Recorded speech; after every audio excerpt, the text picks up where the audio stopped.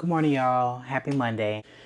I have been kind of sitting on this video for sitting on recording this video for about a month now. Um, it's just kind of like out of my comfort zone, I want to say. But I have been thinking about recording this video for over a month, and that has not gone away. So the longer I go without recording it, the more I feel disobedient, or like the fact that it's persistent on my mind is telling me that I should be recording it. And I think I feel so anxious about it because the subject matter, but whatever, let's just keep going. Okay, cool. This kind of like, I feel like this is a message for somebody. And it kind of came about during Easter week. So all of these messages are kind of like what I received in regards to reflecting on the life of Jesus, the life and the death of Jesus, grand opening and grand closing. So bear with me because, like I said, it is kind of like left field, but it's on my heart. So here we are. The first message is just that it is a waste of time to try to convince people who you are. And I think a lot of people can relate to that. At some point, whether you have tried to convince or at some point you felt like someone was asking you to convince. I think it's an experience that we all go through. And I say it's a waste of time because Jesus, the Son of God, the Messiah, and the man was literally, let me tell you something.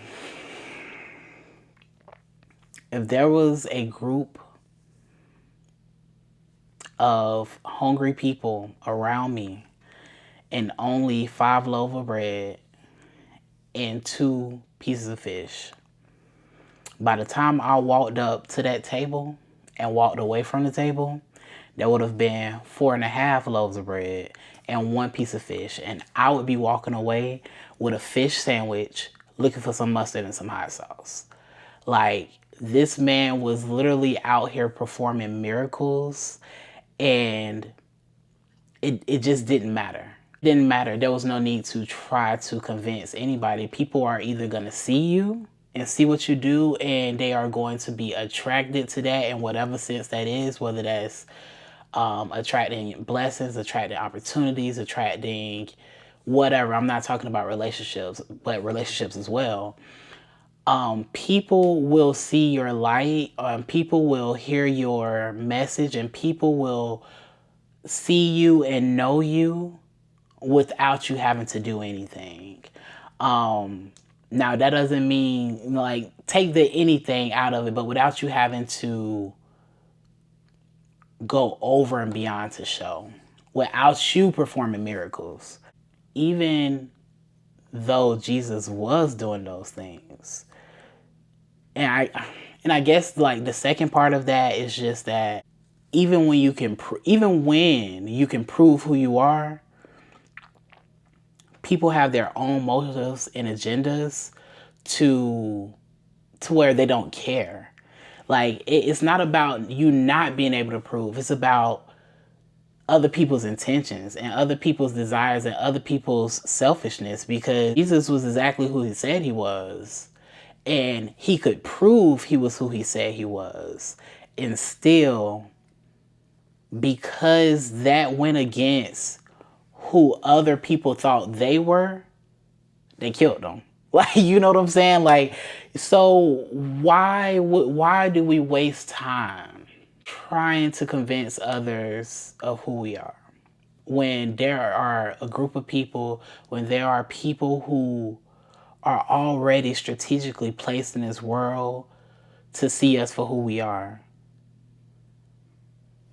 Simple as that. So that's that. Yeah, I'm gonna try not to make this long. So that's that. That's number 1. 2, another message that I received around this was just that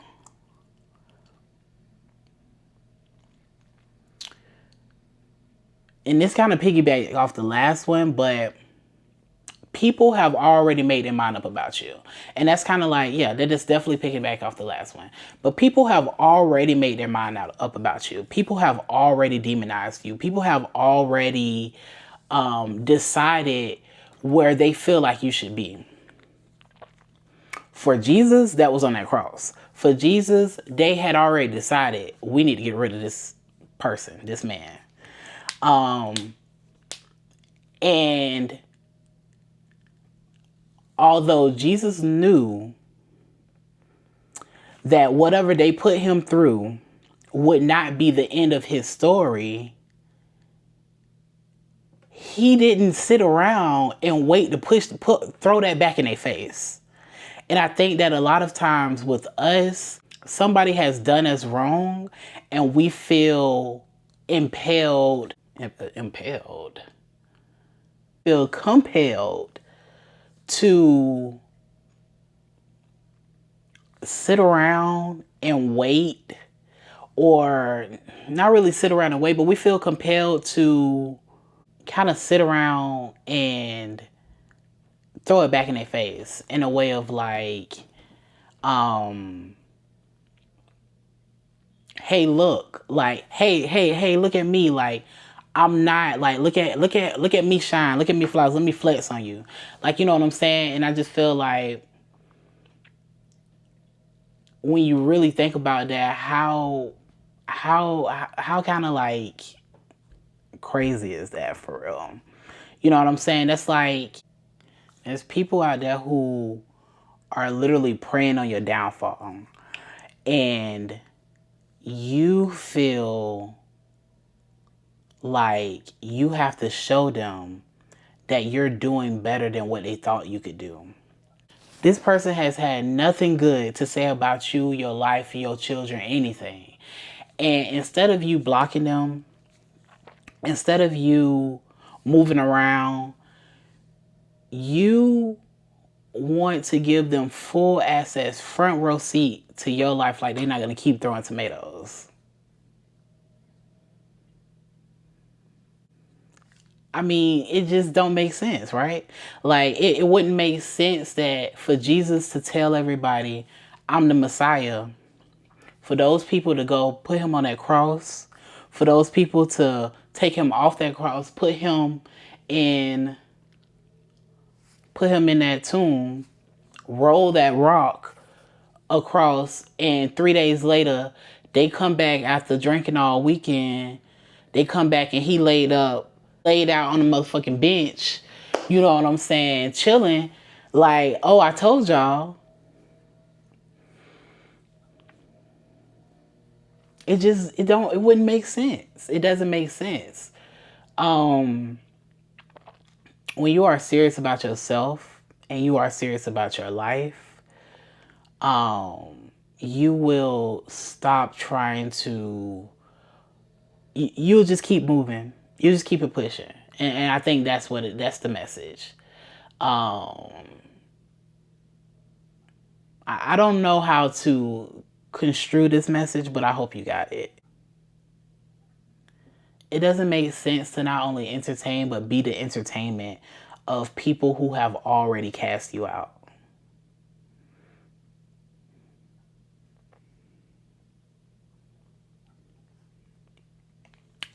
I'm gonna leave that there. When me and Chelsea was in Houston, when she came to visit, before I dropped her off at the airport, we just had some time to kill. And during that time, you know, she started saying like, dang, like, you know, I always get so sad during this time of year. And I'm thinking she's talking about her brother, my cousin. And I'm like, you know, what's going on? And she's like, I always get so sad thinking about, you know, what Jesus went through leading up to his death. And I kind of cackled just like I just did, because I just felt like, again, that was off-putting in comparison to the weekend that we had, in comparison to how we was feeling that morning. Like, that just seemed left field itself. But we got to talking about it a little bit, and she was just saying how, you know, she's like, you know, he didn't even want to do it. And myself, I have always found that to just be a very, and I say always, but I'll say maybe like the last 3 or 4 years, that has been a major talking point of mine. When it comes down to my own journey and growth, spiritually and emotionally, and in any type of way, whatever, I reference the fact that Jesus did not necessarily want to die for our sins. And I always tell this story, or I to my friends, my close friends like Kirsten or Cheyenne, even Christian might have heard me say before. Like sometimes I'll just blurt out with my friends. I say, like, I'm Jesus, like, or I'll say you're Jesus, and I'm always referencing the story of Jesus in the garden because I think that out of everything that I know of the Bible, which is not much, I just find such a connection to that particular story because it makes Jesus so human in that moment. And it makes Jesus so human and so relatable. And I feel like Jesus is kind of like the ultimate human. I don't know how really to put that, but Jesus is like the ultimate human.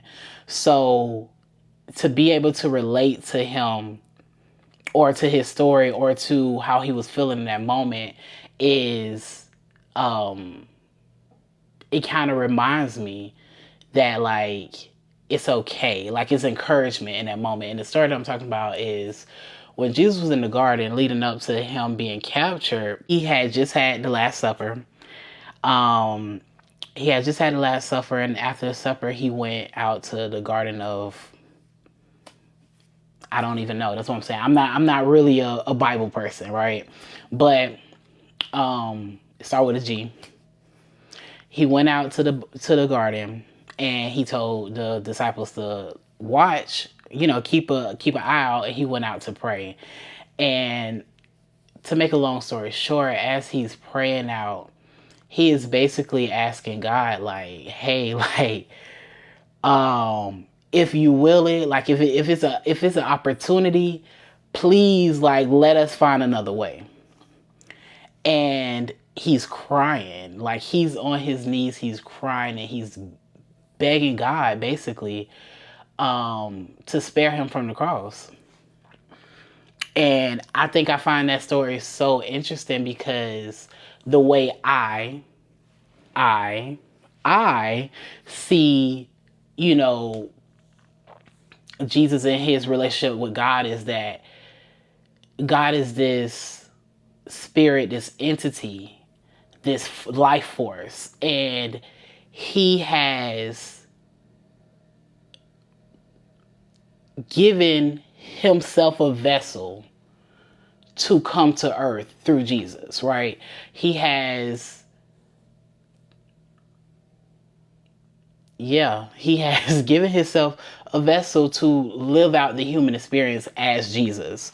So in my mind, and even in the Bible says that Jesus existed before Jesus existed. Like the Son of God was already there in heaven, and he was just born into this earth. So the way I look at it is Jesus had a mission that he knew about while he was in the heavens before he made it down to earth. So on the spiritual side, Jesus had a purpose. He had a destiny. He had a mission. Like I said, he had a mission to complete. And still, once he found himself in this earthly world, being a human and experiencing life as a human, he still had these moments of humanity. He still had these moments of, even though I know that this is what I'm supposed to be doing, even though this is what I'm here for, even though I decided on this, I am also a human, and I can acknowledge that what I have decided on or what is for me is also hard, because I can only imagine knowing what is about to come. And as a human, knowing that experience those feelings, that pain, and yeah, he cried. He cried and he asked God, his like he asked God to kind of lessen his burden. And I think that is so relatable. And the first time I kind of had that epiphany, I was sitting with my friend Kirsten, who just had her baby. Shout out to Kirsten. And she had came back to Houston to visit, and we went out to dinner, and we was just talking, and she was telling me that she really appreciated the relationship that we had built, and that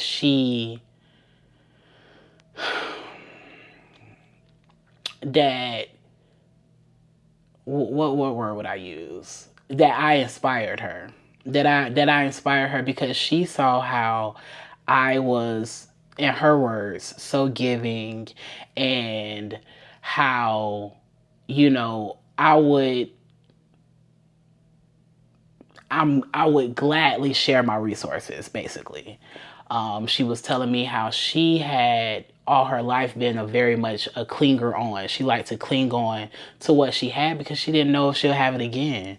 But she was telling me that it was inspirational to watch me give so freely and always have, and know that, and even if I didn't know how it was coming back, to just be able to see it come back was inspiring her to be a little more giving as well. And in that moment, like, I was listening to her, and as she was talking, like, I'm nodding my head, I'm like, yes. But by the time I got in my car and drove home, I was spiraling.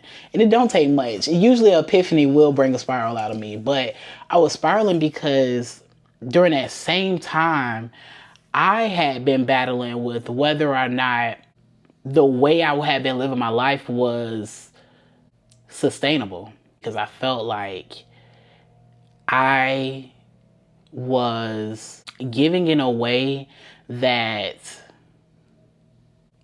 always left me on the short end of the stick.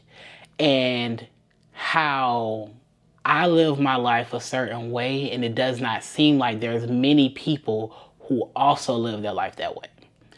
And what it ends up happening is I end up getting used and abused, is how I was feeling at the time. And I'm like, I thought that this was the way you're supposed to live life. Like, I thought that this was the way you're supposed to live life, but I'm having doubts because everybody else seems to be, even if not happy, at least like they seem to be pretty good. Like, you know what I'm saying? Like, the people who are living life a little more selfishly, a little more, and now I would say words like self-preserving, sure.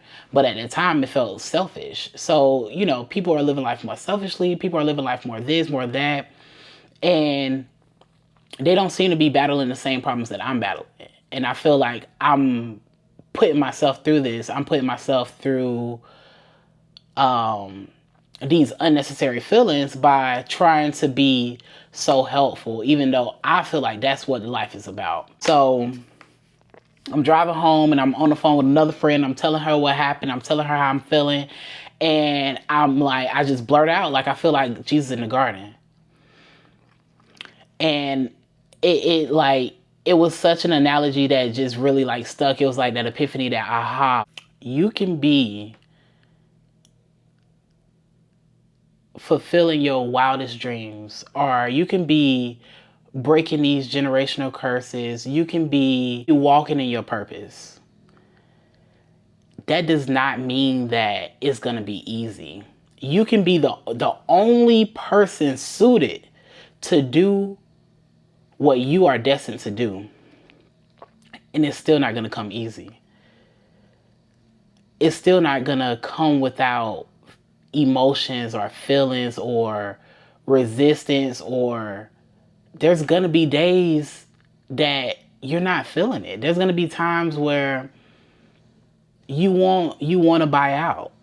And I feel like That's okay. Like, I think that is like, is the grace of the story. It is the humanity and the grace that sometimes we're going to want to give up. Sometimes we're going to want to bow out, because it is hard. But you are the best person for the job, and it is perfectly okay with having the feelings that you have. I like to think that we are spirits and having a human experience, and sometimes we know, and that's really what it is. We know better. Like, here, spiritually, we know better, but you have to give yourself grace because your spirit is here in this physical world. Your spirit can know, your spirit does know everything. Your spirit is so, your spirit is everything. Your spirit is all knowing. Your intuition, your like you are so well connected. However, you are, your spirit is also inside. It's you're inside this human form, and in that state, you're having this interference from things that your spirit doesn't deal with outside of the body. I guess is the best way I can say it. It's a conversation from my friend back in August of 2022, and she said, "Hey," I said, "Hey, what's up?" She said, "I'm feeling like Jesus today." I'm like, "I'm listening." She says, "Even though I know the purpose of all the turmoil and struggles and resistance I've been experiencing, I just want to cry out because it's uncomfortable to my flesh and hard." I said, "Are you struggling with the ocean or your boat?" She says, "The boat." I said, "It's all in your head then. Struggles between who you are and what you have versus who you think you should be and what you think you should have. You are, in fact, Jesus. Stop comparing and enjoy where you are now." She said, "Thanks for the reminder." Like, that is like, I think that she summed it up very well. She says that she knows the purpose, and that's what I mean between the spirit and the flesh and the human and the humanity, and like living, is that I know I know why I'm going through this. It don't mean that but the my flesh doesn't know. My flesh just feels, and right now I'm feeling like uncomfortable. I feel like, again, it's very relatable, and I think that, yeah, it comes to a point where I'm just able to give myself grace, and I feel like the people around me are as well, because I think without that awareness of what it is that you are experiencing, it makes it not only hard but discouraging. Give yourself grace, I guess, is what I'm trying to say. That, so sometimes I be feeling like Jesus in the garden. Sometimes doing the right thing is not the easy thing. There we go. That sums it up even better. Sometimes doing the right thing is not the easy thing. Um, and that's just the way it goes. Although, like I said, we can all relate to Jesus. We all are having that same experience. You are not Jesus. That is very important. God sent his only begotten son, to this world in order to save it. Stop trying to save it. Stop trying to save everybody in your life. Stop trying to save everybody around. Stop trying to save the stranger on the street. Stop trying to perform miracles. Stop sacrificing yourself. Very important message. I completely forgot I had to come back and record it. Very important message. At the beginning of this year, when I was trying to figure out moving, and still having my mom and my little sister under me, trying to figure things out with the vision board party, and trying to do this, like, I'm balancing everything. I was balancing a relationship. I was balancing my finances being backed up. It was just a lot in my hands. And something that I said in that moment was, I feel like I'm Jesus on the cross and my blood is pouring out, sweat seeping into my open wounds, and people are still coming up to me saying, "Hey, I heard you cured Nene's glaucoma. Can you do me next?" And like, very exaggerated, but very true at that moment. That's how I felt. Like,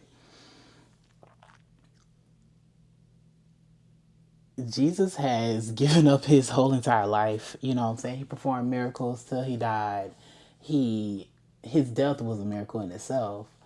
Um and yet we still calling him every day. You know what I'm saying? People are calling out to this man every day, which they supposed to, but I'm just saying. And it's like, I can't do that. I'm incapable of that. You know what I'm saying? Like, there are times where I feel like just overwhelmed. I just feel the easiest way to say it is just overwhelmed.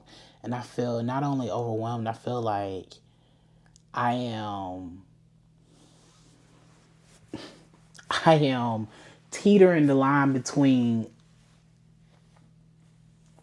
survival and death at times. And people being who people just are will still want everything from you. They will, if you allow people, they will take you for everything, because that is, again, the nature of humanity. You know, I give you the whole earth, just don't touch this tree. You feel me? Like, that has been the nature. That is just, that's who we are, flawed 100%. So don't allow whatever complex you got going on to make you feel like you are capable of, you're the one. You know what I'm saying? You're the one, because there has already been one. And you're not it, babe. You know, you, it's just, you can't. You cannot,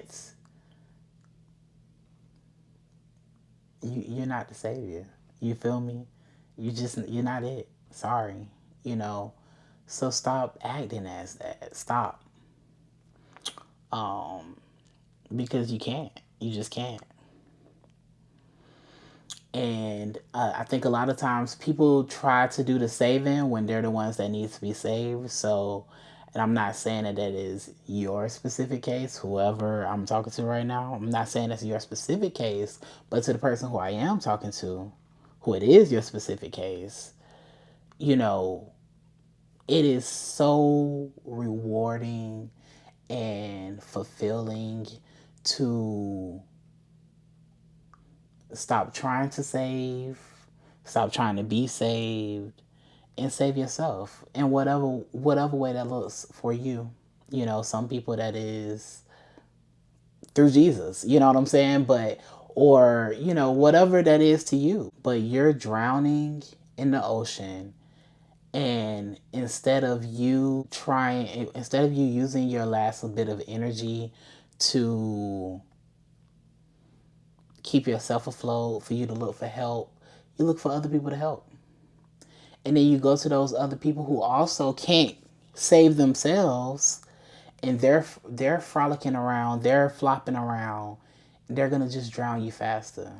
You know what I'm saying? When you're on that airplane, what they say, take care of yourself first. It's important. You cannot do anything from an empty cup. Simple as that. We always say it. There are very old, tried and true statements and things that we say, matter of speeches that we say, that the longer you are around and the more experiences that you have, you're like, oh, that's what they meant. Oh, that is right. Yeah. You can't save nobody when you're the one that need to save. I'm sorry. It's just, it'll never happen that way. And all you're doing is distracting yourself. You're not Jesus. You might be delusional. Like, take off the glasses, Clark Kent. You feel me? Like, you got some other issues you need to worry about. Like, um And just while we are talking about this subject, I'll throw this in here as well. It's just that the love that you know, the love that you give, right? It is equivalent to watching a beautiful sunset off the reflection of a lake. Like, you can see the colors, you can see, you know, the, the clouds, maybe, you can see the sun, but it's all just like a glimmer, it's all just a reflection. It is not, it's not as detailed or extravagant or as beautiful as turning around and looking up and seeing the sun. That is like, that is the difference between like the love you know and like God's love. Like, God so loved the world that he sent his only begotten son. Like, the love that we experience and that we give and that we receive is only a fraction of what actual true love is. And the love that God has for us is like infinite, right? Um, because the love that, because God is love, you feel me? And there is, like, when I think about it, I think about it like visually, but like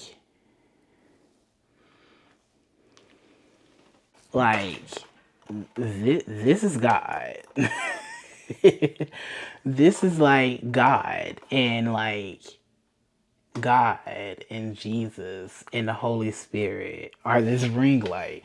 Like, the love that God has between just these three entities, or these, or within himself, just God being love. This is just love. And then when God decided to make us, like, we just sit right here in it. Like, we are just right here in sitting in the love of God. And we're, no matter what you are doing, you are constantly surrounded by the love of God. And I think that it becomes a different experience when you open up and allow that love not to just touch you or to surround you, but to move through you. When you allow yourself to become a vessel of that love, so that not only is it, again, around you, but it is moving up and through you. It's like,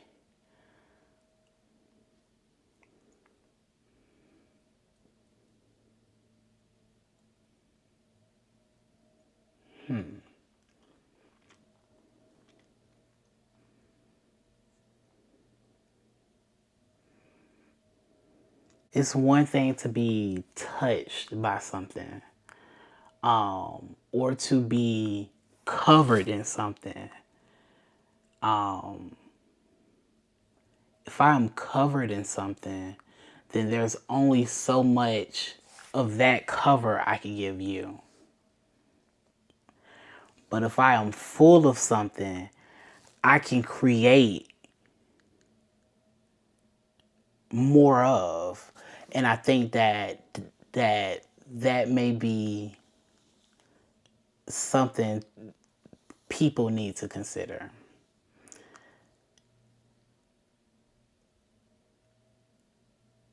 Your capacity to love and to experience love is only as good as your capacity to be love, to allow love to fill you up. And it's not just any type of love, it's that unconditional love. It is it is a love that is unselfish.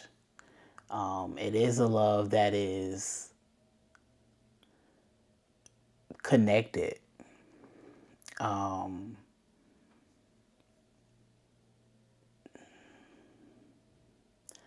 I'm not gonna go too far into that, but yes. So that's it. That's all, y'all. Um, I'm. That's it. That's all. I feel like the anxiety has not gone away.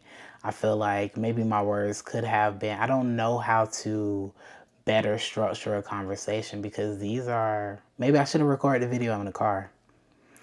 I like the car usually clears my mind, but I feel like I didn't have that many distractions. So hopefully, hopefully this, whatever. But yeah, all right. So well, I will be back in a couple days with a vlog for you guys.